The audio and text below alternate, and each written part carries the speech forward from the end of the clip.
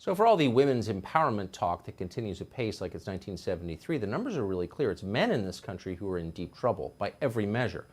A couple years ago, we did a series called Men in America, which explained exactly how men are falling behind in this country. We found that important at the time. It's even more important now. The numbers are even worse. Finally, a member of Congress noticed this and spoke to it forcefully. That was Senator Josh Hawley.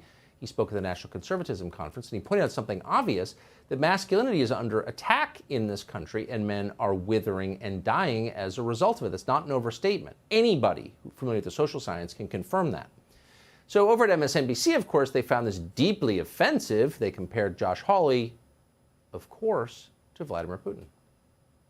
Josh Hawley, with his trademark laser-like precision, has honed in on the real front-burner issue in America, masculinity in this country. I am certainly not shocked that he said something this wacky, because he said stuff like this before. It's a couple of dashes of political extremism from a very, very cynical, Stanford-educated United States senator. It's a dollop of the type of rhetoric that you may hear in Vladimir Putin's Russia, that you may hear in Viktor Orban's Hungary, a fusion of these masculine notions, right? This is why you see Putin posing with tigers with his shirt off.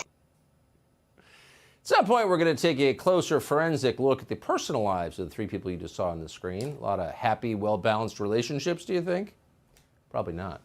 Josh Hawley, by contrast, is the senator from Missouri about whom they were complaining. He joins us tonight. Senator, thanks so much for coming on. So you felt moved to defend masculinity. How come? Well, because it's in crisis. Men are in crisis, Tucker, as you pointed out. I mean, listen, we've got at least 16 million men in this country who are out of the labor force. They're not just unemployed. They're not even trying to work. And I'm talking about able-bodied men, prime-age men. We have an epidemic of fatherlessness in this country. And what's the left saying?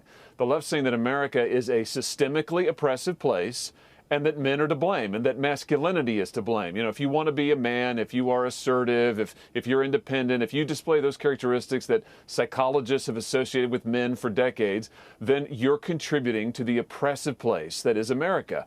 That just isn't true, and it's time that we call that out, and it's time that we say to young men in particular, we need you. We need you to be responsible, we need you to get a job, and you can make this country a better place by being who you were meant to be, and we should call men to that.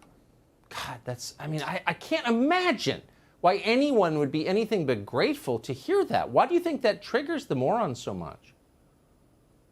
Well, because the left, they hate this country, but they don't believe in gender. You know, I mean, they're trying to do away with gender, and they don't believe in manhood or womanhood. I mean, these are the same people who are trying to do away with women's sports, let's not forget, Tucker. Right. So this is a war on gender all the way around, and I think the idea of having independent men, and independent women for that matter, but independent men who would actually go to work and be responsible and contribute to their families and contribute to society, the left finds that scary because those are not the kind of people who will just be told to fall in line by the government and do whatever the government says to do. And the left doesn't want that. They don't believe in manhood at all. They think it's inherently oppressive. We've got to call them out on these falsehoods, and they are false, and we've got to call men to responsibility.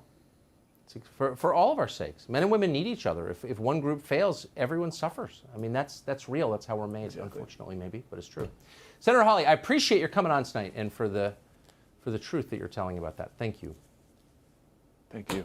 Hey, Sean Hannity here. Hey, click here to subscribe to Fox News YouTube page and catch our hottest interviews and most compelling analysis. You will not get it anywhere else.